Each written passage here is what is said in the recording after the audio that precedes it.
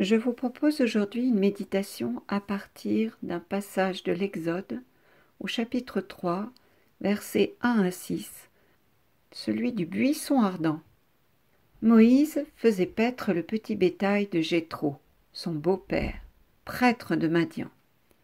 Il l'emmena par-delà le désert et parvint à la montagne de Dieu, l'Horeb. L'ange de Yahvé lui apparut, dans une flamme de feu, du milieu d'un buisson. Moïse regarda. Le buisson était embrasé, mais le buisson ne se consumait pas. Moïse dit : « Je vais faire un détour pour voir cet étrange spectacle et pourquoi le buisson ne se consume pas. » Yahvé vit qu'il faisait un détour pour voir, et Dieu l'appela du milieu du buisson. « Moïse, Moïse, dit-il, et il répondit : « Me voici. » Il dit : « N'approche pas d'ici, retire tes sandales de tes pieds, car le lieu où tu te tiens est une terre sainte. » Et il dit : « Je suis le Dieu de tes pères, le Dieu d'Abraham, le Dieu d'Isaac et le Dieu de Jacob. » Alors Moïse se voila la face, car il craignait de fixer son regard sur Dieu. Lorsque j'ai médité sur ce texte, ce qui m'est apparu, c'est ce buisson d'épines. Et cette question, pourquoi un buisson d'épines ? Dieu aurait pu choisir un arbre plus majestueux. Dans la Bible de Chouraki, celui-ci nous dit qu'il s'agit d'un roncier. Et de toute façon, il s'agit d'un arbuste qui produit des épines. Un arbuste qui ne porte pas de fruits et qui ne produit pas d'ombre. En fin de compte, dans le désert, il y a de nombreux buissons d'épines. Si Moïse remarque ce buisson en particulier, c'est parce qu'il a quelque chose de particulier qui attire son attention. Ce buisson est embrasé, mais il ne se consume pas. Alors Moïse fait un détour pour voir ce spectacle. Ce n'est pas le buisson qu'il veut voir, mais ce fait étrange qui se produit à l'intérieur du buisson, cette flamme, puisqu'elle laisse intact le buisson. Et puis nous avons Moïse, qui est un réfugié en terre étrangère. Il a tout perdu, famille, titre, puisqu'il était fils adoptif de Pharaon, prestige, on pourrait dire argent, enfin son identité même. Il fait paître le bétail de son beau-père. Il est donc à la charge de son beau-père. Il n'a rien à offrir, aucune compétence ou qualité particulière. C'est un homme qui a tout perdu. Il est comme ce buisson d'épines, si l'on peut comparer l'humain et le végétal. Son passé est épineux dans la mesure où s'il a quitté l'Égypte, c'est pour échapper à une mort certaine, parce qu'il est recherché pour avoir tué un Égyptien, pour avoir voulu défendre l'Hébreu que l'Égyptien était en train de frapper. Enfin, il y a ce feu à l'intérieur du buisson. Et le texte nous dit : Dieu l'appela du milieu du buisson. Moïse, Moïse. Ce feu représente donc l'appel de Dieu. Et nous savons que l'appel de Dieu, c'est la vocation d'une personne. Ce mot vocation qui vient du latin vocare, qui veut dire justement appeler. Et on le voit dans la suite de ce passage que je viens de vous lire, que Dieu appelle Moïse à une mission particulière. Et cette mission demandée à Moïse par Dieu ne le consumera pas. Il sera simplement un guide. C'est toute la symbolique de ce buisson qui ne se consume pas. Il restera la personne qu'il est pleinement. D'ailleurs, Moïse va se plaindre de son défaut d'élocution Et Dieu ne va pas le guérir de ce défaut d'élocution, non, mais il lui propose de lui adjoindre son frère Aaron qui n'a pas cette difficulté, de manière à ce qu'il puisse, lui, accomplir pleinement sa vocation, tout en étant assisté par rapport à cette difficulté qui est la sienne. Moïse sera donc un guide choisi par Dieu, un guide bien sûr imparfait. Il n'est pas parfait, mais Dieu sera présent et se présentera à son peuple à travers la figure de Moïse. Je voudrais maintenant mettre ce passage de l'Exode en parallèle avec la parabole des arbres que nous trouvons en Juges, chapitre 9, versets 6 à 15, que je vous lis. C'est Jotham qui s'adresse aux notables de Sichem. Un jour, les arbres se mirent en chemin pour oindre un roi qui régnerait sur eux. Ils dirent à l'olivier, « Sois notre roi. » L'olivier leur répondit, « Faudra-t-il que je renonce à mon huile, qui rend honneur aux dieux et aux hommes, pour aller me balancer au-dessus des arbres ?» Alors les arbres dirent au figuier, « Viens, toi, sois notre roi. » Le figuier leur répondit, « Faudra-t-il que je renonce à ma douceur et à mon excellent fruit pour aller me balancer au-dessus des arbres ?» Les arbres dirent alors à la vigne, « Viens, toi, sois notre roi. » La vigne leur répondit, « Faudra-t-il que je renonce à mon vin, qui réjouit les dieux et les hommes, pour aller me balancer au-dessus des arbres ?» Tous les arbres dirent alors au buisson d'épines, « Viens, toi, sois notre roi. » Et le buisson d'épines répondit aux arbres, « Si c'est de bonne foi que vous moignez pour régner sur vous, venez vous abriter sous mon ombre.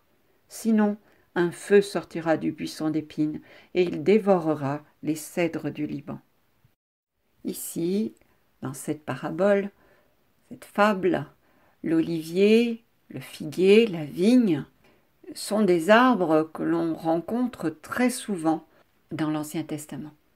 Et Jésus aussi les utilise très souvent dans ses paraboles. Et dans cette fable, ces arbres représentent les responsables de Sichem auxquels Jotham s'adresse. Ces responsables qui ne sont pas prêts à assumer leurs responsabilités. Ils ne sont pas prêts à renoncer à leurs privilèges, à leur situation. Nous le voyons ici, l'olivier le dit bien. Faudra-t-il que je renonce à mon huile, qui rend honneur aux dieux et aux hommes? Il est conscient de ses privilèges et il n'a pas l'intention d'y renoncer. Pour répondre à l'appel des autres arbres.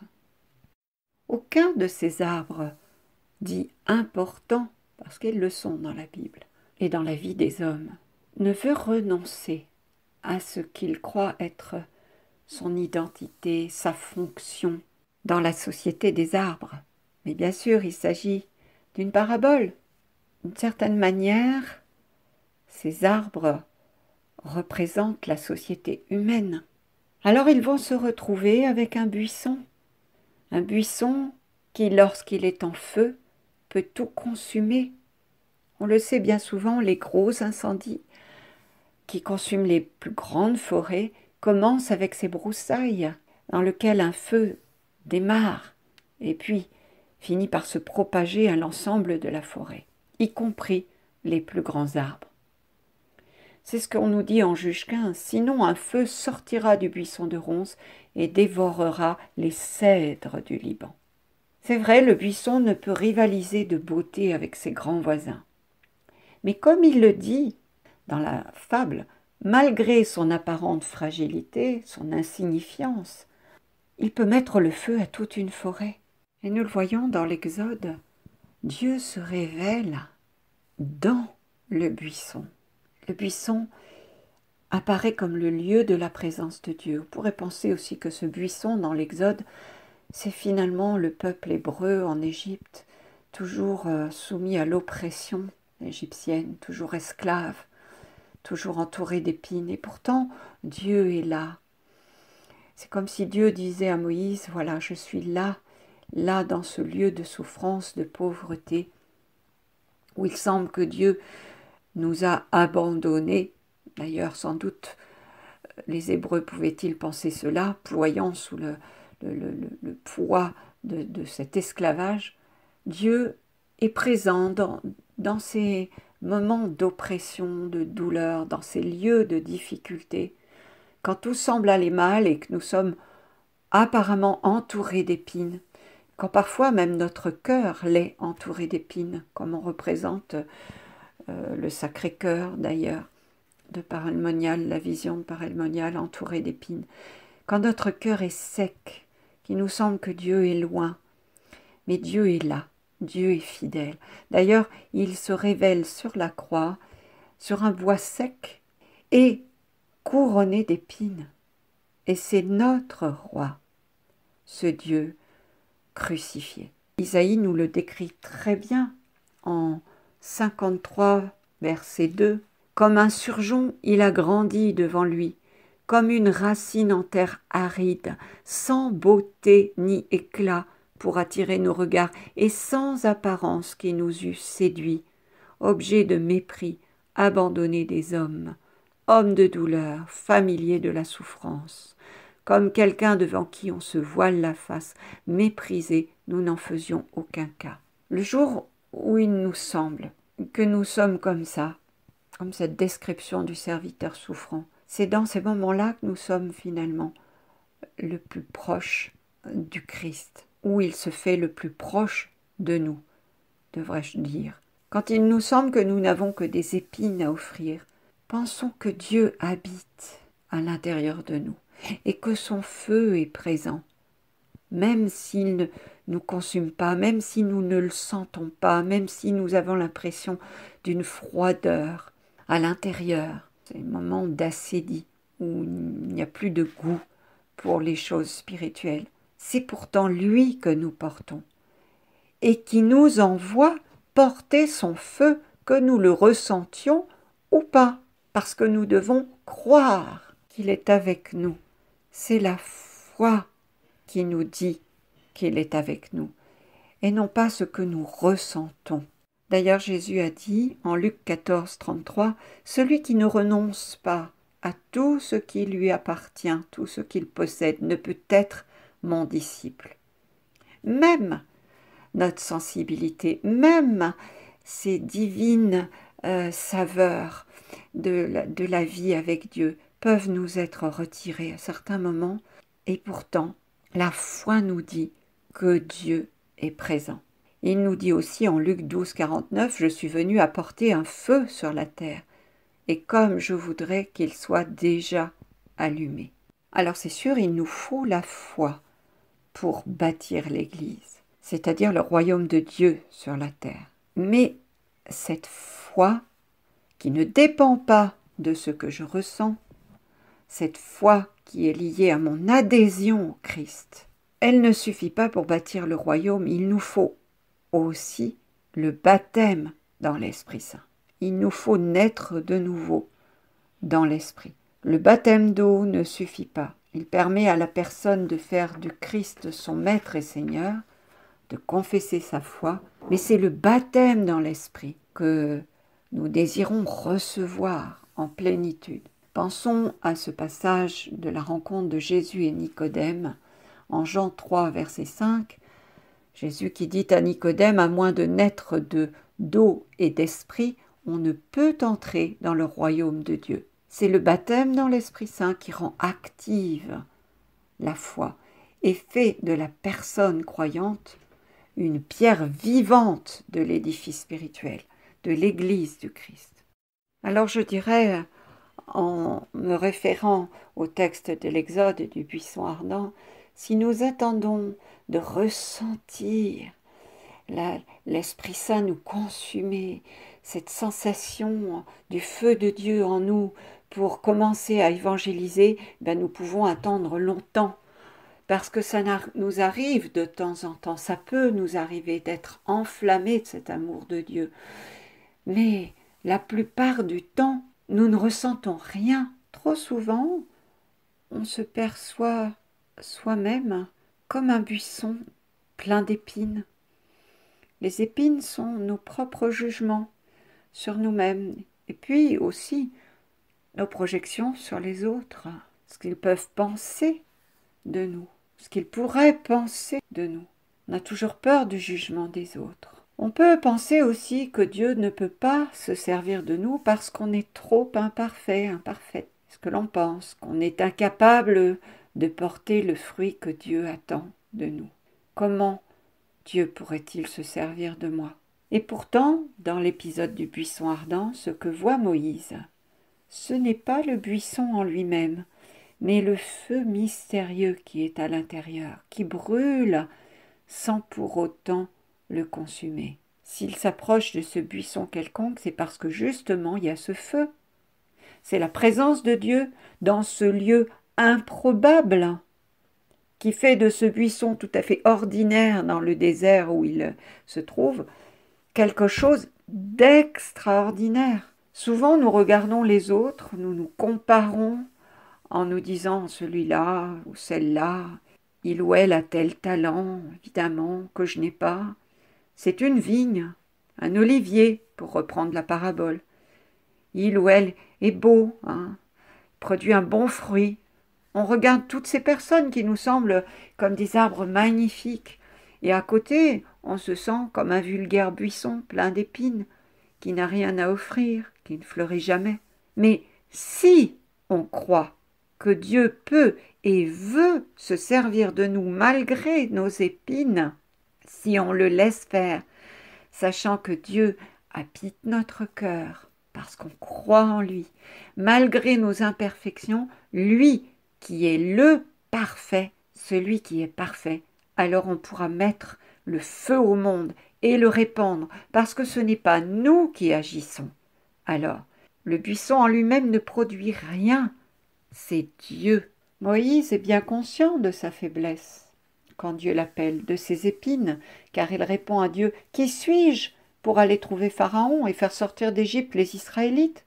Et encore, je ne suis pas doué pour la parole, ni d'hier, ni d'avant-hier, ni même depuis que tu adresses la parole à ton serviteur, car ma bouche et ma langue sont pesantes. Et puis encore, et s'il ne me croit pas? Et pourtant, c'est lui que Dieu envoie assister de son frère Aaron, mais c'est bien lui qui recevra les paroles de Dieu. Jésus lui-même a dit, en Jean 5, 30, « Moi, je ne peux rien faire de moi-même. » Alors ces épines, elles sont importantes. Elles sont le garant de notre humilité. Tant que nous sommes conscients de nos épines, nous restons dans l'humilité. Et si nous voulons servir Dieu, elles ont leur intérêt. Nous constatons que rien de nous ne vient de nous, mais tout en nous vient de Dieu. C'est ça l'humilité.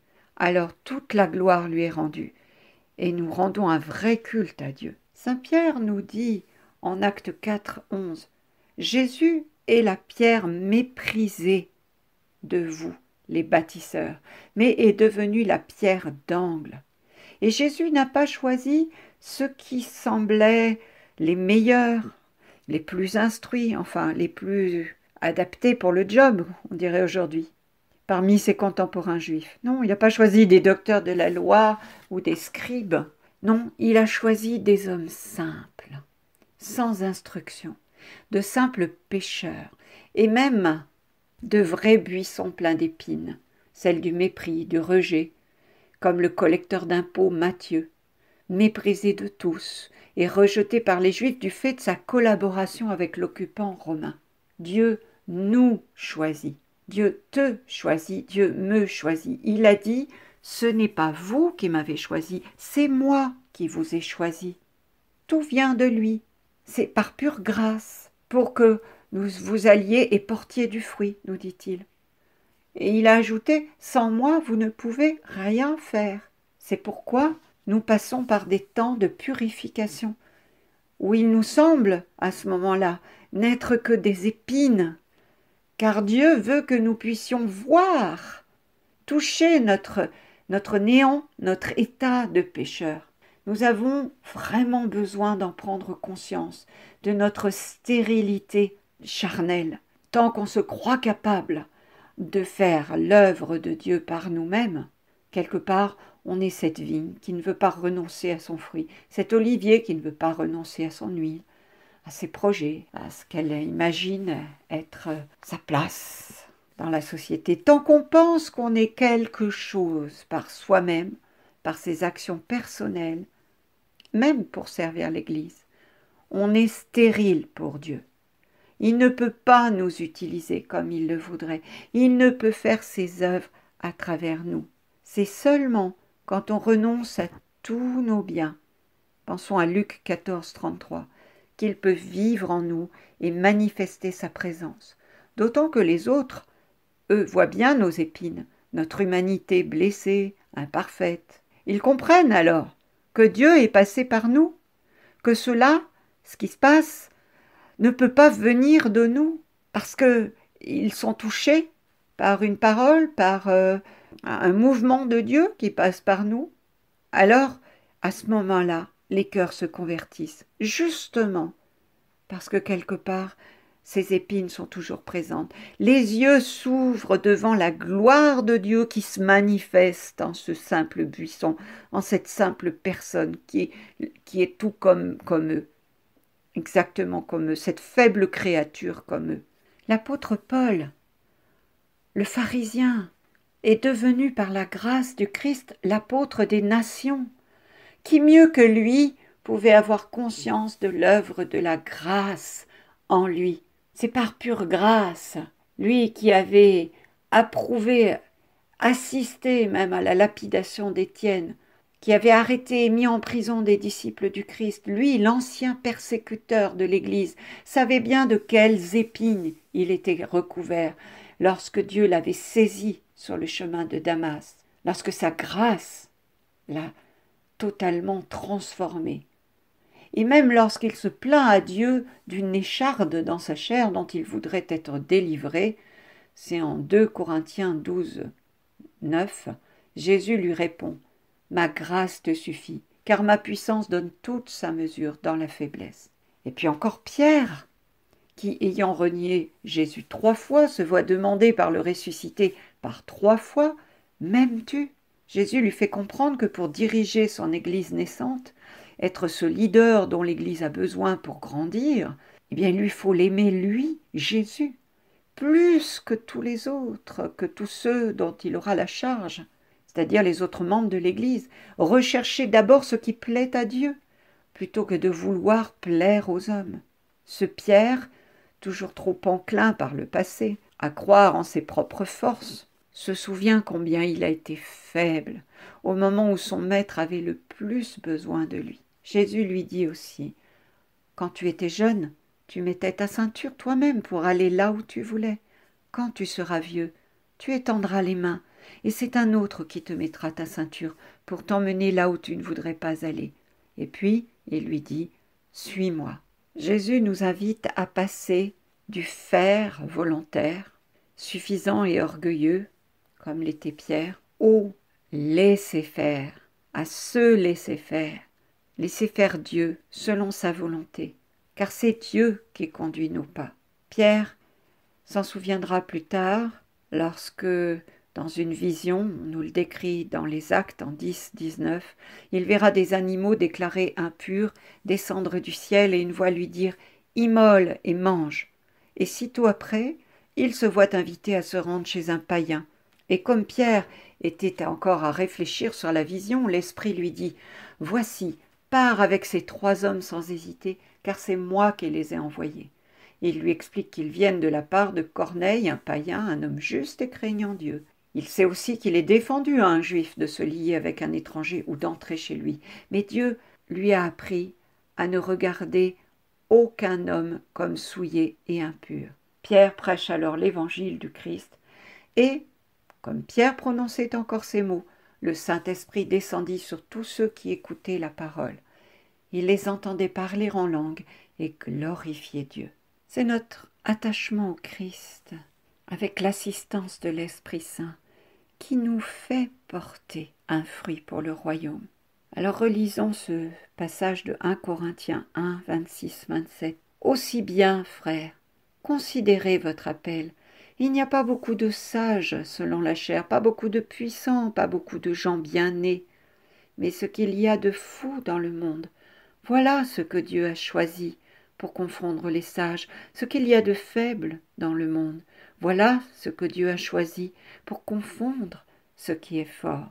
Lorsque Dieu a cherché un roi à oindre à la place de Saül, il a cherché un homme selon son cœur, c'est-à-dire quelqu'un dont le cœur était prêt à faire toute sa volonté et désirer cette volonté. Un cœur accordé à la volonté de Dieu. Et il a trouvé David, le dernier de 8 frères, le petit dernier. Et il l'a choisi, ce simple berger. Dieu ne choisit pas l'ambitieux, celui qui a ses propres plans et veut les suivre, tout en priant Dieu de bien vouloir l'exaucer, même si c'est pour servir Dieu, enfin, servir à sa manière, parce qu'en fait, beaucoup d'ambitieux dans le service de Dieu se servent de Dieu pour servir leur propre ambition. Dieu a besoin d'un cœur ajusté à sa volonté, donc prêt à renoncer à ses propres projets. Ce n'est pas forcément la personne la plus qualifiée ou la plus parfaite, mais Dieu est celui qui instruit son instrument. David attendra 15 ans avant d'accéder au trône. Il va être testé dans la mesure où plus d'une fois il a l'occasion de porter la main sur Saül et ne le fait pas, car il a été oint par Dieu avant lui.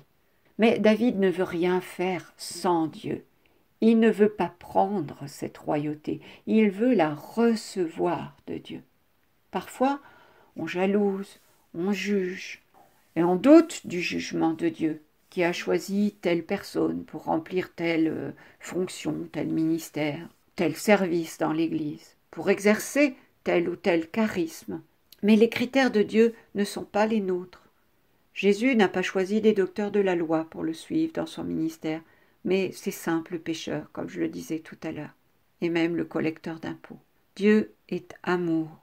Par 3 fois, il l'a demandé à Pierre, s'il l'aimait, avant de lui confier ses brebis. Sois le berger de mes brebis. Et il précise bien mes brebis. Ce ne sont pas celles du berger. Il en a seulement la garde. De même que Moïse n'avait que la garde des brebis de son beau-père. Ce n'étaient même pas les siennes.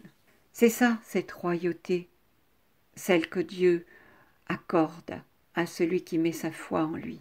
C'est d'être le gardien des trésors qu'il a en abondance et qu'il veut nous donner, qu'il veut donner à son Église. C'est ce lien d'amour entre Jésus et la personne qui est le critère de choix. C'est cette intimité, c'est le garant que l'œuvre réalisée est bien pour Dieu. La parabole des arbres nous montre l'orgueil de ces arbres fiers de ce qu'ils produisent par eux-mêmes.